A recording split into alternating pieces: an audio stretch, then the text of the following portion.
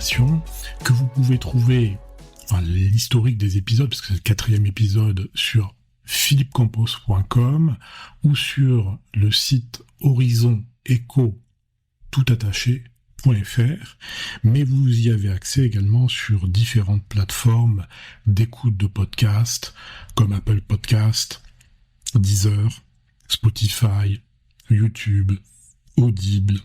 Il y en a un nombre assez important. Donc ça donne une certaine visibilité à ces échanges. Alors, bon, le dernier épisode, il date du mois de décembre. J'avais fait les 3 premiers en novembre et décembre, donc ça fait quand même quelques mois. J'aurais aimé les faire de manière plus régulière, mais effectivement, une charge de travail, des occupations personnelles font que, voilà, c'est pas mon métier, je suis pas podcasteur, c'est des informations sur d'actualité économique et comme son nom l'indique, l'innovation. Les 3 autres épisodes, c'était sur l'intelligence artificielle, les startups, les redressements judiciaires, voilà. Et là, on va parler plus particulièrement sur tout ce qui concerne les critères ESG, c'est-à-dire sur tout ce qui est les critères environnementaux, sociaux et gouvernance, et l'impact que cela peut avoir sur l'évaluation d'entreprise, parce que donc j'ai une société de formation, avec des formations en ligne notamment, et j'ai des participants, des étudiants, qui me posent la question, quel est l'impact de ces critères sur l'évaluation d'entreprise ? Est-ce que ça peut avoir des impacts déjà, et de quelle façon ? Alors, bien entendu, ça peut avoir des impacts directs et indirects, mais déjà, on va dire quelques mots sur ce sujet-là, parce que ça va se renforcer dans les années qui viennent, l'impact. Et je vais vous dire pourquoi, et je vais vous dire aussi pourquoi peut-être que l'Union européenne, alors peut-être qu'elle est dans le droit chemin, mais on va dire, pour l'environnement, c'est positif. Par contre, sur le plan économique, bien sûr, beaucoup de gens vont dire, dans le principe, l'économie durable, c'est que du positif. Maintenant, l'économie des 10-20 prochaines années, c'est moins évident. Et je vais vous dire pourquoi. Parce qu'on a un exemple. L'exemple des États-Unis. Alors, c'est quoi les critères ESG ? Et pourquoi ça va se renforcer ? Donc, les critères ESG, je vous mettrai quelques liens dans justement les fiches du podcast. Alors, ils ne sont pas partout accessibles, mais vous pourrez le trouver soit sur mon blog philippecampos.com, puisque je fais aussi d'ailleurs un article, soit dans le site Horizon Eco, où il y a des liens qui sont disponibles, parce que j'ai vu que sur certaines plateformes, alors j'ai pas pu toutes les vérifier, ils ne mettent pas forcément le détail du podcast, donc vous n'aurez pas forcément toute l'information. Mais en tout cas, déjà, c'est quoi ? Alors, les critères ESG, il y a 3, parce que c'est un acronyme, le reporting extra-financier des données ESG. Donc c'est ESG, c'est le même acronyme en langage anglo-saxon, puisque c'est avec une orthographe différente, parce que c'est pas les mêmes mots, mais ça a les mêmes débuts de lettres, environnementaux, sociaux et gouvernance. Environnementaux, c'est directement lié au changement climatique, au réchauffement global de la planète, le dérèglement que l'on voit. D'ailleurs, il suffit de regarder la météo en France. Ça a beaucoup changé. Quand j'étais petit, la météo était complètement différente et j'ai vu depuis ces 10 dernières années, c'est quand même, voilà, ça a complètement changé. Je trouve, et puis c'est confirmé de toute façon, les températures globales montent en France et ailleurs les effets sont encore plus importants. Voilà, c'est normal de s'en préoccuper. Tout ce qui concerne la biodiversité, l'utilisation des ressources, le renouvellement des ressources, donc c'est relativement large. Les facteurs sociaux, donc ça va être tout ce qui concerne les droits de l'homme, les conditions de travail, l'égalité des chances, les libertés fondamentales dans l'entreprise. D'une manière plus restreinte, on parlera des ressources humaines, les facteurs de gouvernance, donc le rôle des administrations, les activités de lobbying, tout ce qui concerne la rémunération des dirigeants, ça peut faire polémique, en particulier sur des sociétés cotées où des dirigeants vont se payer des millions et des millions d'euros, des relations avec les partenaires commerciaux, voilà.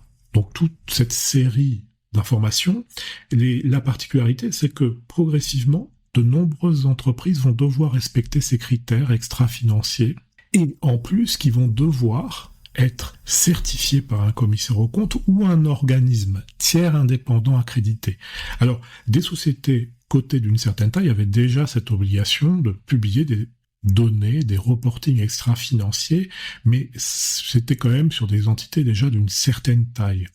Aujourd'hui, ça va être étendu à un nombre significatif de sociétés, y compris des sociétés non cotées. Donc là, on voit que finalement, en Europe, parce que là je parle de l'Union européenne, les obligations vont être très importantes et un peu sous la contrainte, de manière progressive, mais enfin bon, en réalité ça passe très vite, mais de manière contrainte.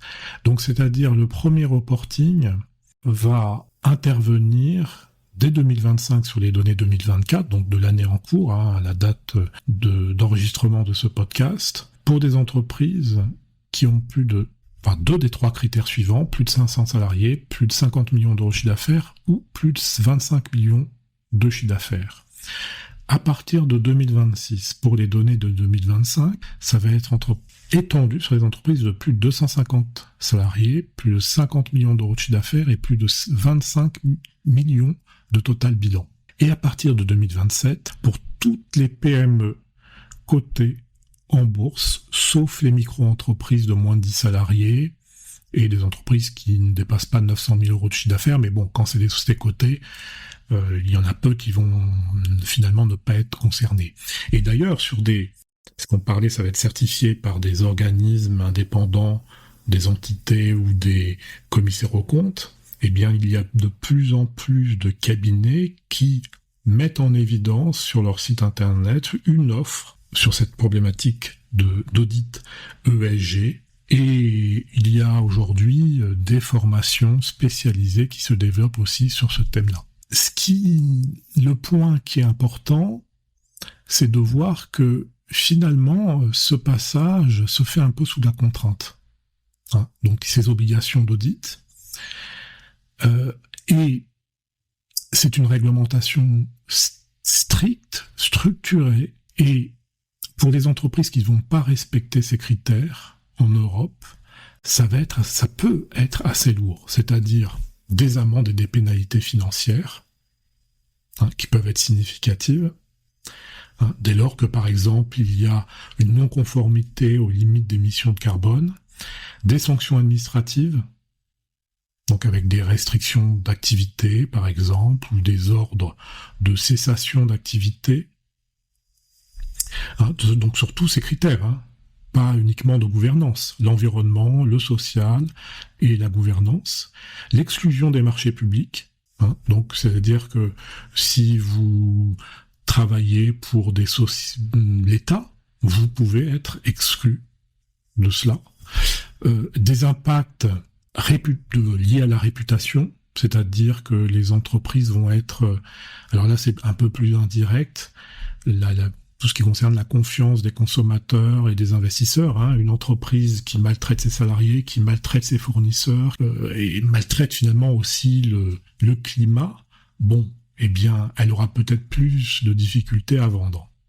Bon, ça c'est déjà vrai, mais là, comme ça va être audité, bien, les discours, on va dire un peu marketing, ça va être, ce sera moins évident pour elle de le faire. Bon, après, il y a la réalité du terrain, parce que même ceux qui vont auditer ces informations-là, ils n'auront pas forcément accès à toutes les informations. Il y a peut-être dans un groupe où il y a 10 000 salariés, des cas particuliers, donc ça a clairement un impact sur les évaluations. C'est-à-dire qu'une entreprise qui sera mal notée, dont l'audit ESG se passera mal, parce qu'elle ne respecte pas les critères, un ou trois des critères mentionnés, ce sera visible de tous. Donc l'entreprise sera sanctionnée par les marchés. Donc il y a là les impacts directs. Si vous avez une pénalité, vous devez la mettre, ça viendra en moins de votre cash flow, ça viendra en moins de votre valeur d'entreprise. Donc du coup, oui, ça a des impacts. Les sanctions administratives, ça a des impacts. Si vous fermez, vous réduisez votre voilure, vous avez une interdiction de certaines activités, oui, clairement. D'ailleurs, ça existe déjà. Quand vous avez une entreprise, qui est polluée, la marque est appelée au boycott, etc. Ça peut avoir des effets sur votre chiffre d'affaires, votre marge, et donc là, il y a un impact direct sur la valeur d'entreprise. Donc, direct et indirect. Maintenant, ce qui est intéressant, c'est de confronter ça avec ce qui se passe aux États-Unis. Aux États-Unis, il n'y aura pas ce genre d'obligation. Bien sûr, ces critères ESG existent. Bien sûr, il faudra les prendre en considération. Mais les entreprises, on va dire, sont incitées. Et les moyens de régulation sont beaucoup moins contraignants. Alors, ça ne veut pas dire qu'il ne peut pas y avoir de sanctions. Mais les sanctions seront parfois engagées, mais ce qui existe déjà, c'est pas nouveau, et c'est beaucoup plus présent aux États-Unis qu'en France ou en Europe en général, c'est des groupes d'actionnaires qui vont attaquer le management pour non-respect des engagements ESG. Mais peut-être que leur engagement ESG va être moins fort qu'en Europe aussi. Et il n'y aura pas forcément d'audit non plus. Donc, l'information ne sera pas forcément révélée. Elle sera, dans les faits, révélée quand on voit qu'il y a un impact indirect, c'est-à-dire, oui, ça peut être des dirigeants qui font un peu n'importe quoi. Et effectivement, ça finit par se voir sur le cash flow de l'entreprise, et donc là, il y a un impact, mais ça passe par l'ESG. Des sanctions aussi de la SEC, c'est-à-dire l'organisme qui régule les marchés financiers, si il y a un non-respect des règles de divulgation des ESG, c'est-à-dire des informations sont dissimulées alors qu'elles auraient dû être diffusées. Mais là, ça va concerner plus la gouvernance, parce que ça touche plus au portefeuille direct, visible, alors que sur l'environnement, on est moins préoccupé. Difficulté de financement, si vous respectez pas les critères, les normes, peut-être que ça va être plus compliqué pour avoir des fonds. Et puis comme en Europe, il y a des conséquences liées à la réputation, comme je vous disais, une entreprise qui maltraite ses salariés, qui maltraite ses fournisseurs. À un moment donné, si ça devient massif, il y aura des conséquences. Donc oui, ça va se traduire dans vos bénéfices, et donc dans vos multiples que vous allez appliquer pour obtenir la valeur d'entreprise. Et puis vous pouvez avoir aussi des sanctions, mais ça va être moins fort qu'en Europe. Et d'ailleurs, je me fais aussi, il y a quelques semaines, je suis parti aux États-Unis et dans un palais omnisport, dehors on va dire qu'il faisait peut-être 25 degrés, dans la salle il devait faire 15-18 degrés. Et je me suis dit, pour mettre pendant plusieurs heures la clim, pour faire baisser ce niveau de température si froid, c'est-à-dire que si vous étiez en t-shirt, dehors vous aviez chaud, à l'intérieur de la salle qui pouvait contenir peut-être 25 000 spectateurs, vous aviez froid. Malgré le fait que on pouvait bouger, etc., c'était glacé. Eh bien, là, tout ce qui concerne l'environnement, c'était zéro. Et ça, c'est le genre de choses qu'on ne voit pas, en tout cas en France, on ne voit pas. Ça montre qu'aux États-Unis, ils sont beaucoup moins sensibles. Les SUV aux États-Unis, bien sûr, il y a le développement des véhicules électriques, mais les SUV, ça marche du feu de Dieu aussi. Ça pollue la planète. Vous voyez, le niveau de préoccupation est beaucoup moins fort. D'ailleurs, ça me fait penser aussi à un point, quand vous voyez Total. Donc il y a quand même un certain nombre, on a parlé dans la presse, Total, sur l'énergie, indirectement, ça contribue à la pollution de la planète, puisque c'est l'émission de CO2, pardon. Quand vous regardez les compagnies pétrolières, on a entendu, justement, il y a quelque temps, comme je vous le disais, Total veut se coter, en tout cas en place principale, aux États-Unis. Bon, pourquoi d'après vous ? Parce que c'est une conséquence, à mon sens, une des conséquences, peut-être pas la seule, mais de ces critères ESG, donc qui sont faits sous la contrainte et qui, finalement, les marchés sont beaucoup plus sensibles en Europe, en France, là, au cas particulier, à ces critères qu'aux États-Unis. Aux États-Unis aussi, mais ça dépend dans quelle mesure. Et puis, ils vont peut-être être plus sensibles à tout ce qui est gouvernance voilà. Donc, on maltraite des salariés, on maltraite le tissu local d'entreprises américaines, etc. Ils sont plus sensibles que le réchauffement climatique. Je dis pas c'est global, mais il y a une sensibilité qui est différente. Et si vous regardez des cotations, j'ai regardé on va dire les principales sociétés en termes de capitalisation boursière qui sont cotées sur différentes places de marché, les niveaux de multiples. Vous prenez Saudi Arabian Oil, on est à un multiple de 8,49 d'EBIT. ExxonMobil, 9 fois l'EBIT. Chevron Corporation, 10 fois l'EBIT. PetroChina Company, 7,52. Shell PLC, 7,74. À la date où je fais le podcast, Total Energy, 6,49. Conoco Phillips, 9,98. Par rapport aux autres grands acteurs, bon après il y a différents niveaux. Total est un peu en retrait. Bon après il y a d'autres acteurs aussi qui sont faibles et c'est pas les seuls facteurs explicatifs. Mais probablement que les actionnaires, certains actionnaires plutôt, de Total, et j'ai vu a priori que les actionnaires américains représentent à peu près 40%, ils se sont dit vaut mieux être coté aux États-Unis parce qu'on sera mieux valorisé. Bon, ça, on n'en est pas certain. L'autre point de réflexion que je voulais vous dire, c'est on voit que, si vous voulez, dans les pays les plus pollueurs, bien sûr les États-Unis ça en fait partie. Vous avez le premier, c'est la Chine. Donc ça, c'est des informations que j'ai d'un site qui s'appelle Equateur, avec un K, W-A-T-E-U-R, avec 11,4 milliards de tonnes de CO2 par an. Les États-Unis, quand même loin derrière, 5 milliards de tonnes, l'Inde, 2,7 milliards de tonnes, la Russie, 1,7 milliard de tonnes, le Japon, 1 milliard de tonnes, l'Iran, 749 millions de tonnes, l'Allemagne, 675 millions de tonnes, voilà. Et après, c'est toutes des entreprises, aucune est mis à part l'Allemagne, les 15 premiers ne sont pas l'Union européenne. Maintenant, l'Allemagne est très industrielle, donc c'est indirectement, c'est nécessaire. Après, si on ramène ça aussi par rapport à la population, on n'est plus dans ce classement-là. Ça a changé.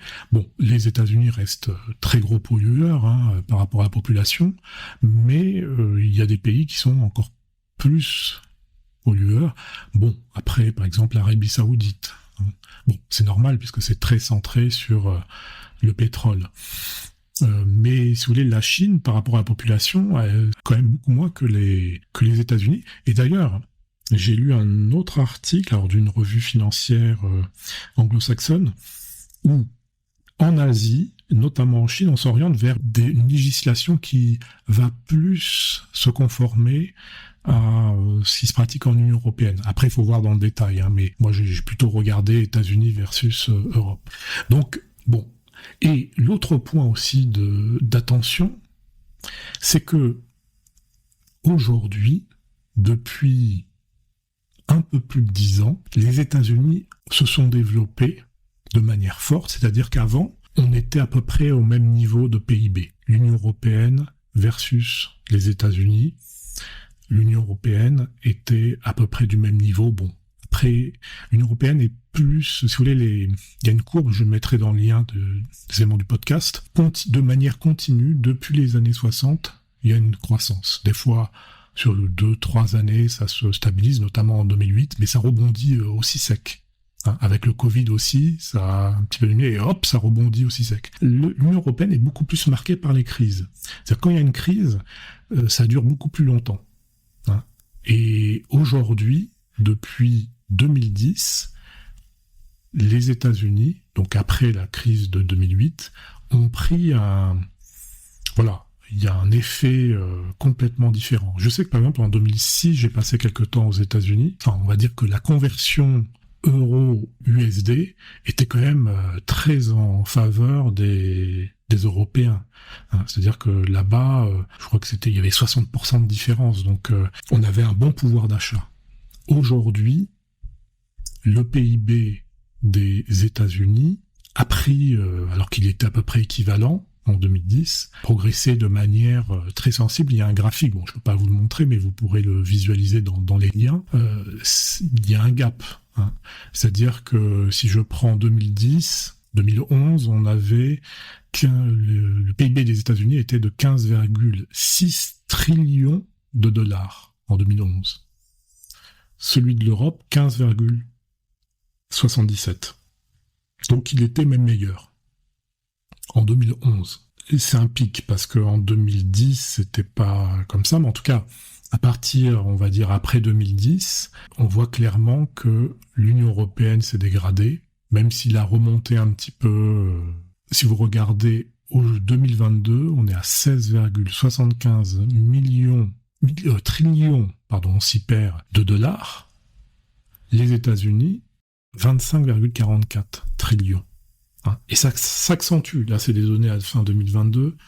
2023, ça doit continuer, ça va être encore pire. Donc il y a un gap, donc une différence qui s'observe, c'est-à-dire que l'Union européenne, clairement, est en décrochage par rapport aux États-Unis. Je pense que c'est aussi parce que les États-Unis sont beaucoup moins soucieux de la planète. Bien sûr, ils montent en apparence, et bon, on peut pas faire n'importe quoi. Mais quand même, oui, l'Union européenne est précurseur, mais il va falloir payer le prix.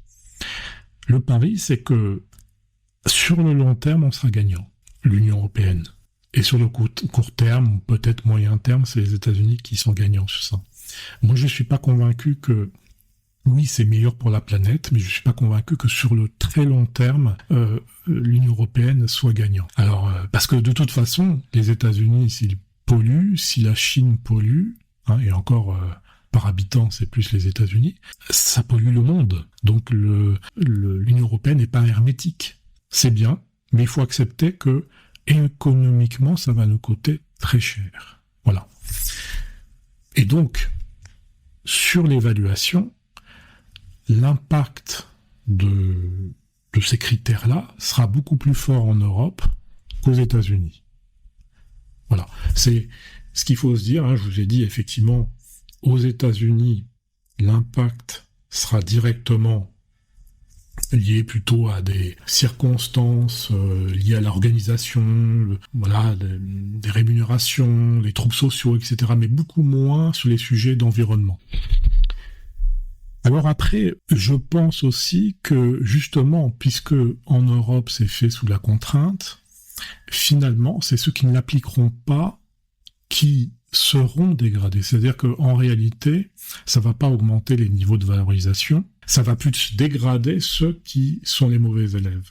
Alors qu'auparavant, comme ça constitue l'exception, eh bien, finalement, là-dessus, ça se jouait un peu de choses. Là, aujourd'hui, on va dire qu'un bon élève avait peut-être un bonus, mais aujourd'hui, c'est plus le mauvais élève qui aura un malus.